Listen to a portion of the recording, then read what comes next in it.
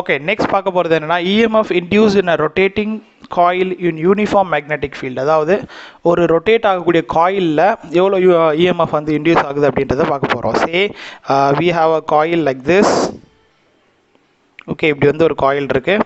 இதுதான் வந்து axis of the coil. So இந்த காயில் வந்து நம்ம என்ன பண்ணியிருக்கோம் அப்படின்னா ஒரு மேக்னெட்டிக் ஃபீல்டுக்குள்ளே வச்சிட்டோம்.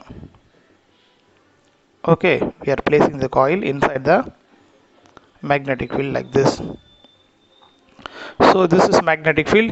Initially coil வந்து இப்போ ரெஸ்ட்ல இருக்கு. We can write at time is equal to 0.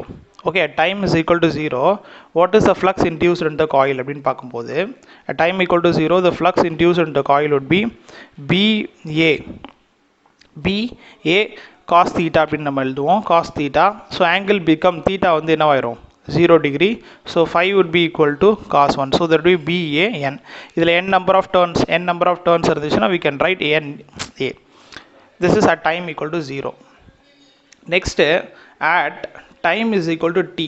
After some time, the coil is rotating through certain angle. So coil வந்து என்ன ஆகுதுன்னா angular velocity இது வந்து rotate ஆகுது.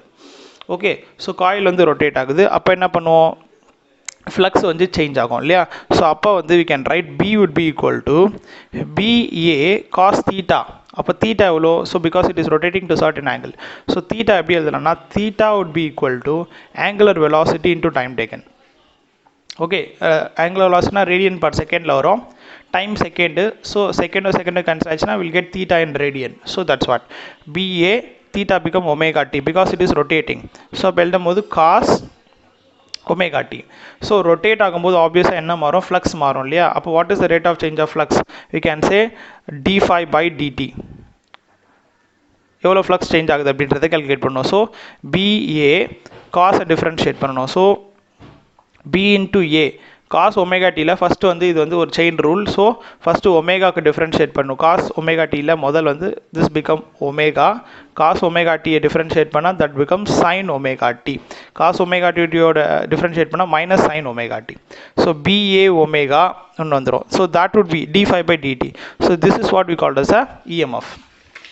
Okay, we already know EMF would be equal to minus d phi by dt by Lenz's law. Correct. So அப்போ இந்த minus அந்த minus cancel ஆயிரும். So we can write BA omega n number of turns இருந்துச்சுன்னா we can use n number of turns into sin omega t. Okay, so இந்த BAN omega இருக்கு இல்லையா, இதுதான் நம்ம என்ன சொல்லுவோம் அப்படின்னா BAN. இந்த 4 டேர்ம் இருக்கு இல்லையா BAN omega. So that is we can replace as maximum EMF அப்படி நம்ம ரீப்ளேஸ் பண்ணிக்கலாம். So we can say E would be equal to E naught sin omega t. Okay, so where we can write where E naught would be equal to BAN omega அப்படின்றத நம்ம எழுதிக்கலாம்.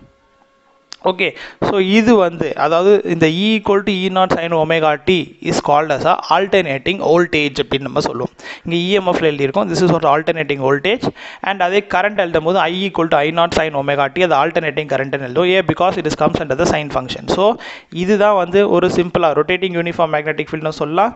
இதுக்கு இன்னொரு பேர் நம்ம என்னென்னு சொல்லலாம் அப்படின்னா ஏசி ஜெனரேட்டர்னு நம்ம சொல்லலாம்.